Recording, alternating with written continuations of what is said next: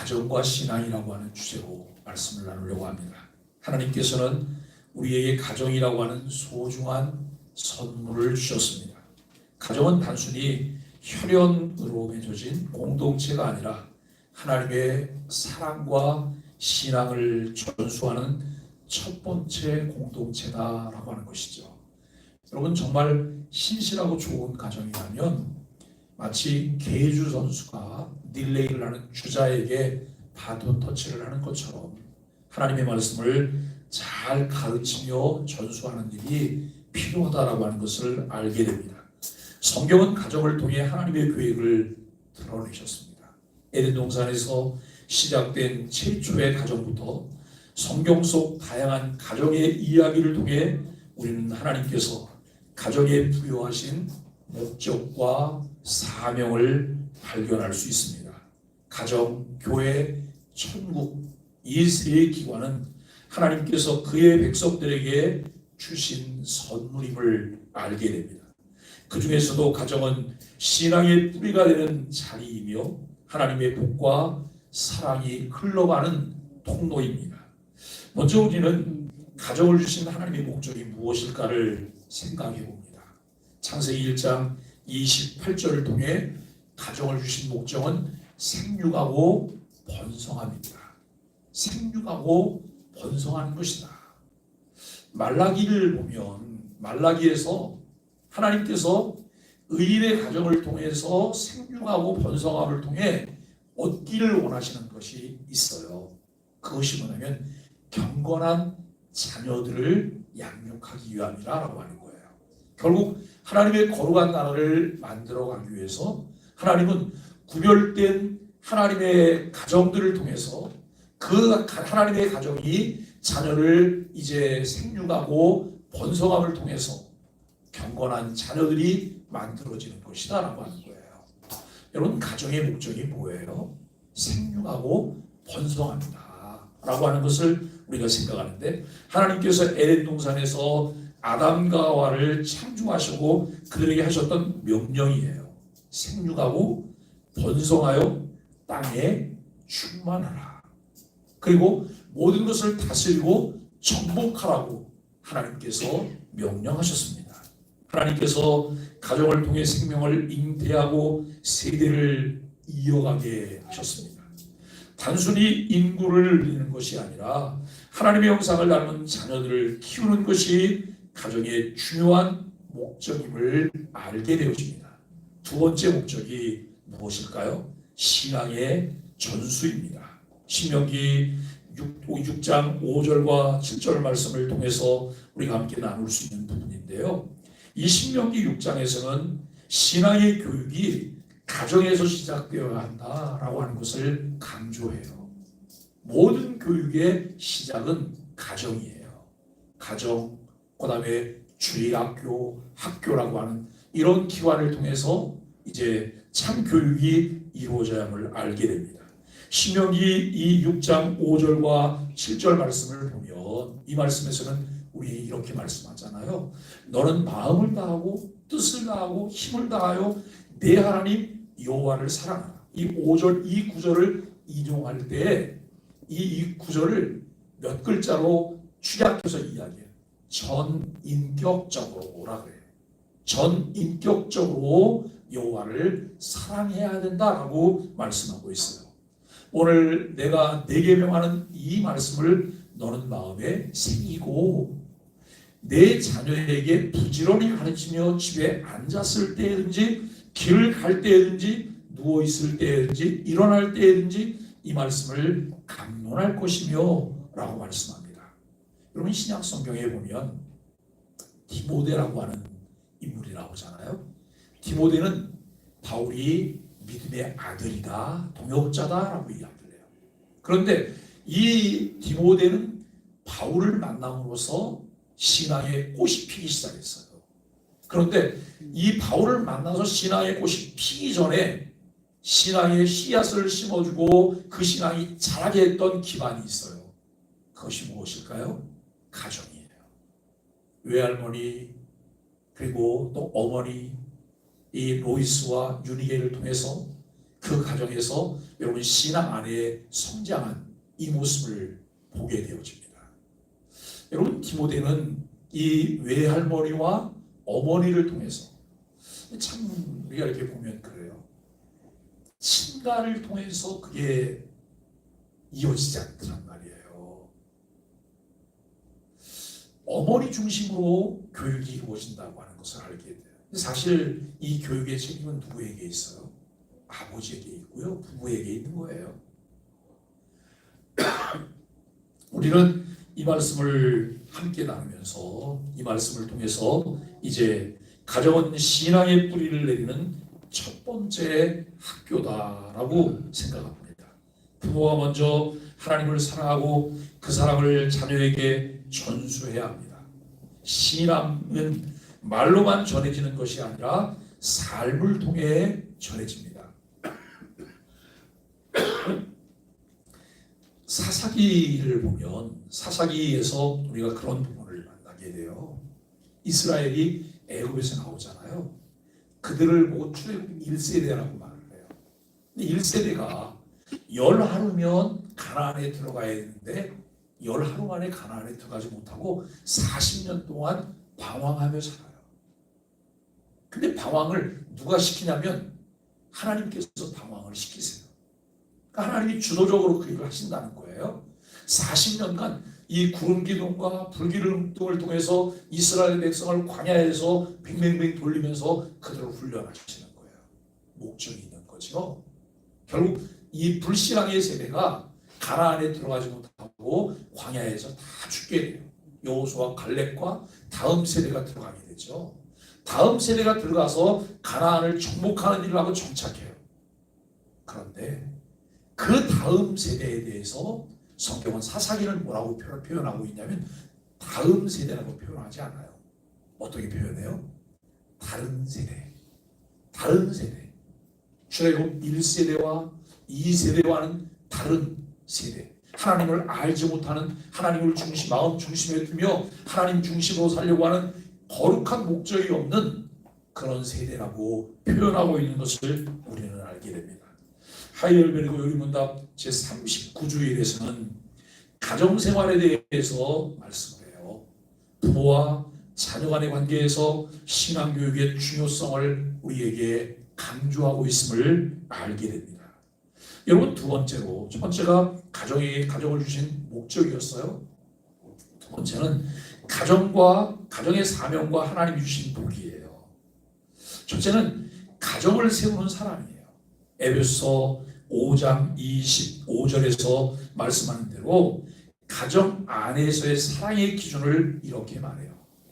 남편들아, 아내의 사랑하기를 그리스도께서 교회를 사랑하시고 그 교회를 위하여 자신을 주심같이 하라 그래요.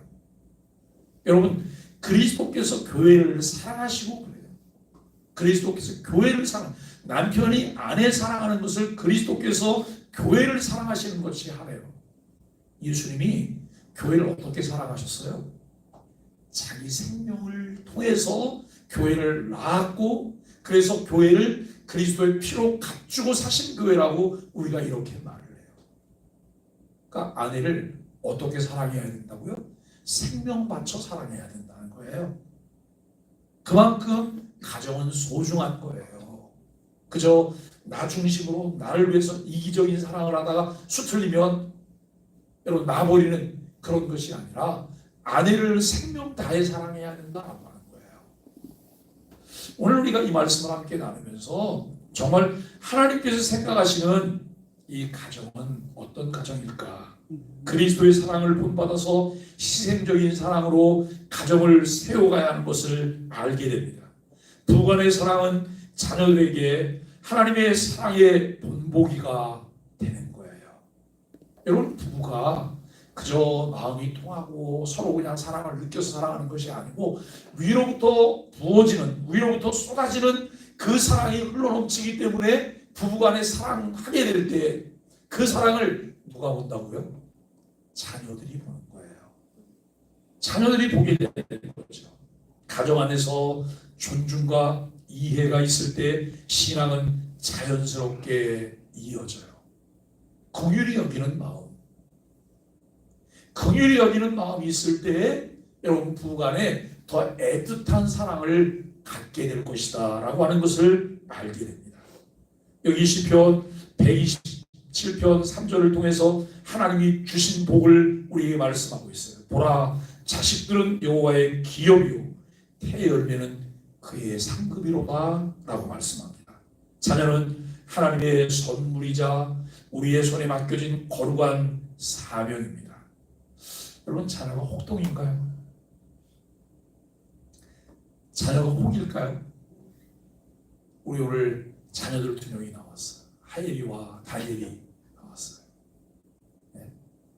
아빠 집에 있을 텐데 출장하셨나요? 제가 출장하셨고 엄마 따라서 지금 나온 거예요. 그 새벽에 저도 교회를 개척하고 그 초창기 때 우리 아이들이 어렸잖아요. 우리 하영이는 유난히 새벽 기도를 많이 따라다녔어요. 벌써 이렇게 움직이면 먼저 눈 뜨고 새벽 기도 간다 그래요. 그래서 어린이집 다니면서 어린이집 선생님이 오해를 한 적도 있어요. 얘가 이상한 교를 다니나? 네? 왜냐하면 새벽 기도 갔다 오니까 아이가 피곤하잖아요. 그래서 그 선생님이 물어봤어요. 너는 왜 이렇게 피곤해? 새벽 기도 갔다 와서 그렇다고. 가서 새벽 기도는 무슨 새벽 기도를 했겠어요? 엄마 품에 꼭 안겨갖고 이렇게 있었던 거죠. 여러분, 이 자녀는 우리에게 혹이 아니에요. 하나님이 주신 선물이에요.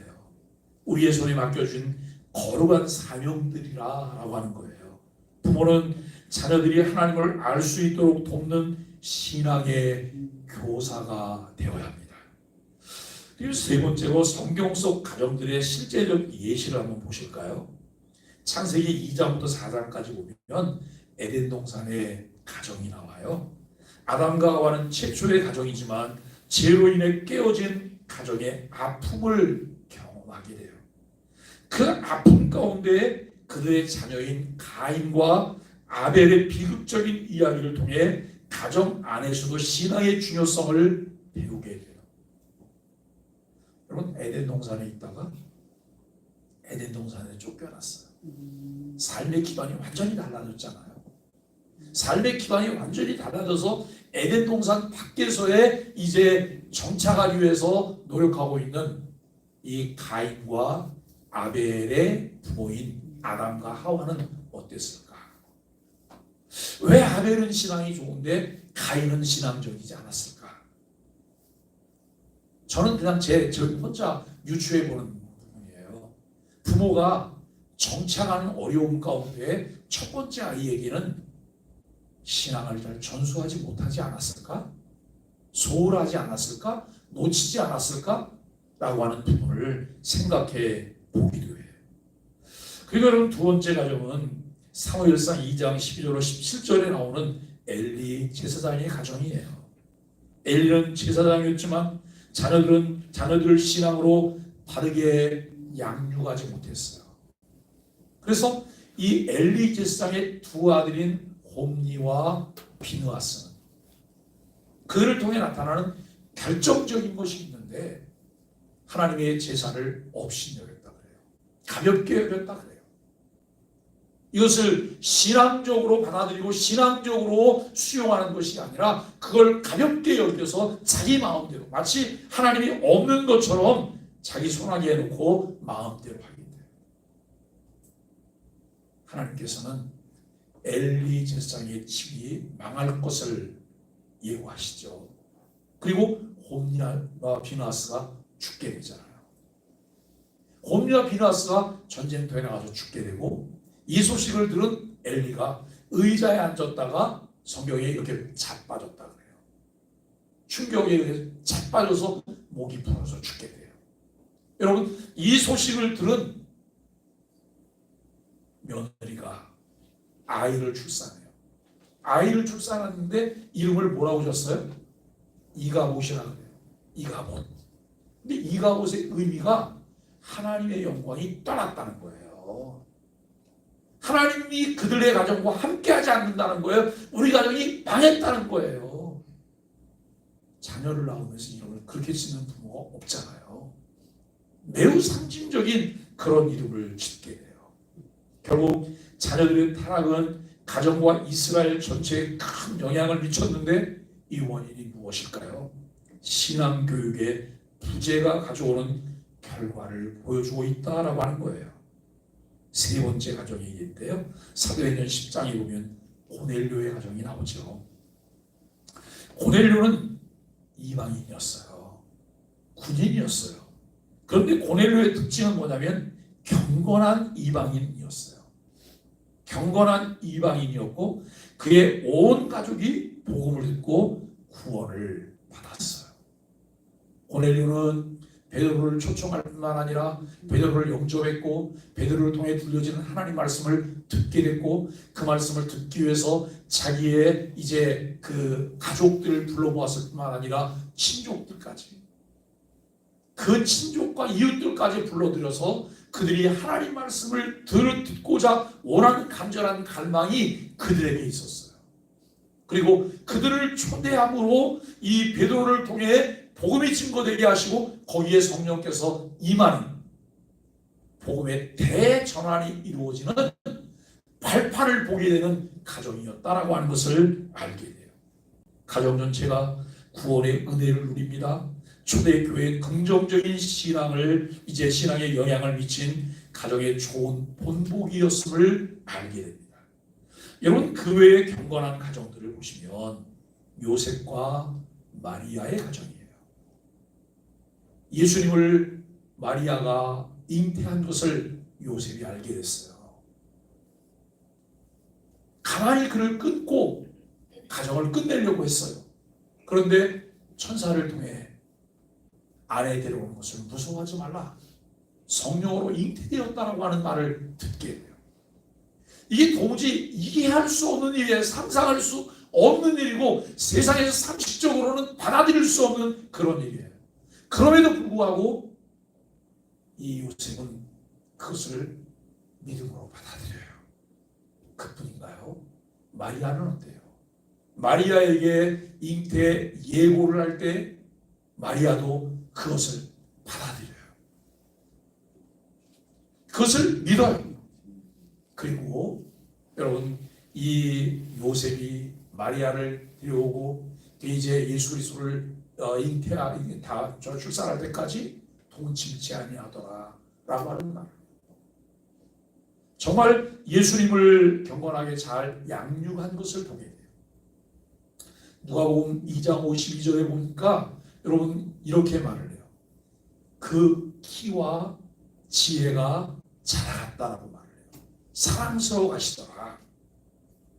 우리 이충우 선교사님 둘째 아이 서진이가 그 구절을 이렇게 보더니 뭐라고 하냐면 웃어요. 킥킥거리면서. 왜냐하면 예수님이 키가 자라고 지혜가 자랐다는 거예요.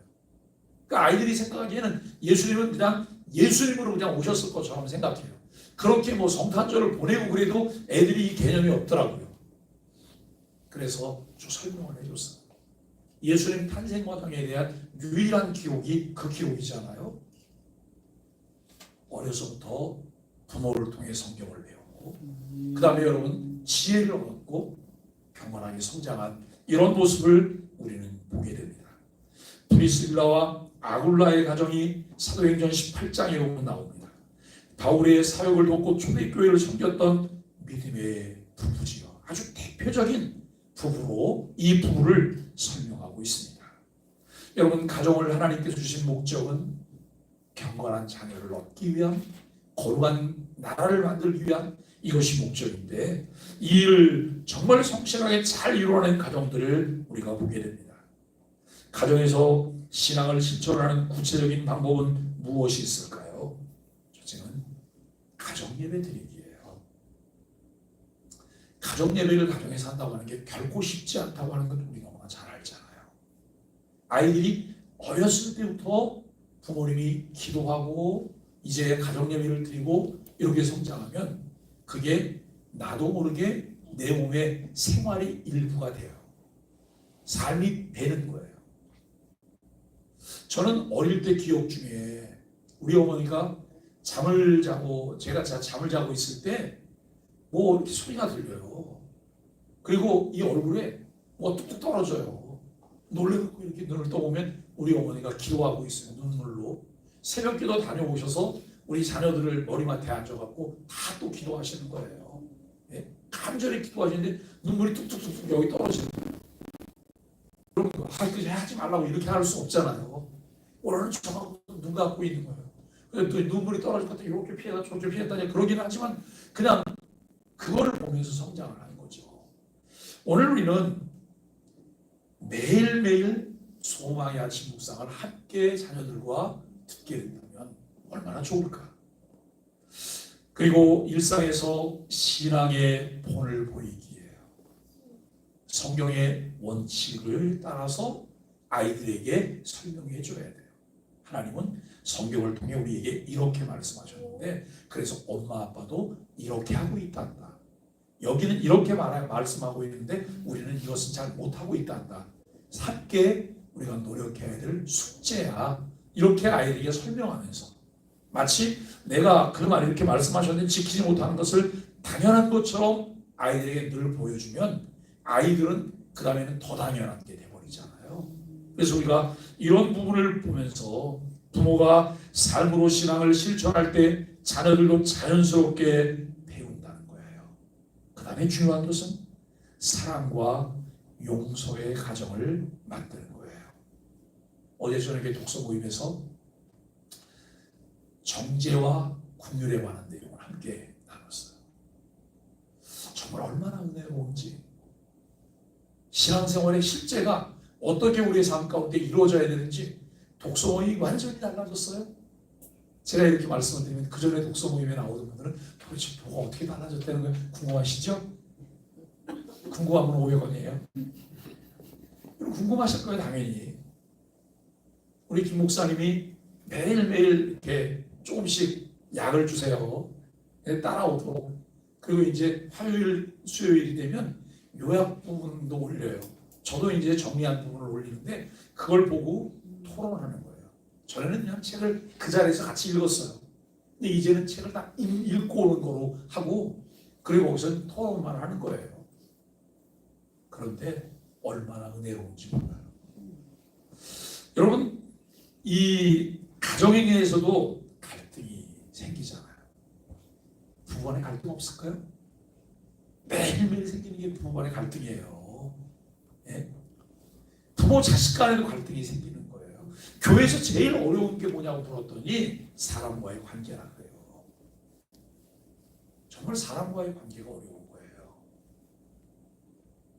여러분 사람과의 관계가 어려운데 이게 어떻게 이 갈등 관계를 해결할까? 에이 그만두지 뭐. 여기 떠나면 되지. 저 사람 다시는 안 보면 되지. 그럴까요? 그런데 다시는 안 보겠다고 하는 유의 사람들은 세상 끝까지 따라다녀요. 늘 옆에 있어요. 어쩌면 내가 그 사람일지도 몰라요. 이 갈등 관계를 해결하고 서로 용서하고 화해하는 모습을 보여주는 것, 이 일이 필요해요. 아 그냥 부모가 대판 싸워요? 그래서 자녀가 불안해요? 이제는 우리도 끝났구나. 우리 엄마 아빠 이혼할 것 같아. 그런데 여러분 그날 밤에 보니까 엄마 아빠가 아주 다정하게 있거든요. 부부싸움은 칼로 물베기라는 걸 자녀들은 모르니까 이게 충격으로 남는 거예요. 나중에는 트라우마가 되기도 해요. 그래서 부부싸움을 많이 하는 가정에서 자라난 자녀들은 결혼 안 하겠다고 말해요. 우리가 여러분 사랑스러운 모습을 잘못할 수도 있지만 잘못한 것을 이해하고 용서하고 서로 화해하고 화목한 이 모습들을 보여주는 것이 우리에게 너무나 중요하다라고 하는 것입니다. 그리고 자녀를 위해서 기도하는 거예요. 자녀가 하나님을 인격적으로 만나도록 그저 교회만 다니게 해서는 안 돼요. 그냥 교회만 다니게 하고 교회 가서 요절 배우게 하고 교회 가서 헌금하게 하고 이것만 해서는 안 되는 거예요. 아이들이 정말 주님의 따뜻한 사랑을 느끼도록 가르치는 게 필요해요. 그냥 교회가 내가 익숙해서 좋은 게 아니라 하나님의 사랑이 있고 하나님의 사랑을 가진 사람들이 교회 안에 있기 때문에 교회가 너무 좋아서 교회 가고 싶은 마음이 우리에게 있어야 되는 거잖아요. 부모가 끊임없이 자녀를 위해서 기도해야 돼요. 여러분 눈물에 기도가 있는 자녀는 망하지 않는데요. 그 대표적인 예가 누군지 아세요? 거성인 어거스틴이에요. 어거스틴은 방탕한 생활을 했어요. 그런데 그의 어머니 모니카는 늘 그를 위해서 기도했어요. 결국 어거스틴이 어느 시점에 주님께로 돌이키는 그 시간을 갖게 돼요. 이 어거스틴의 마음 가운데는 부모에 대한, 어머니의 기도에 대한 기억이 그에게 있었다는 것이죠. 사랑하는 소망의 가족 여러분, 신명기 6장 7절에서 너와 네 자손이 여호와를 경외하며 그 일을 따르도록 가르치라라고 말씀하고 있습니다. 가정은 하나님께서 우리에게 주신 소중한 선물이며 신앙의 첫 번째 공동체입니다. 가정 안에서 사랑과 신앙이 깊어질 때 교회와 사회도 건강해질 수 있습니다. 하나님께 주신 가정의 목적과 사명을 기억하며 우리의 가정을 하나님 말씀에 세워가는 소망의 가족들이 되시기를 예수 그리스도 이름으로 간절히 축복합니다. 우리 함께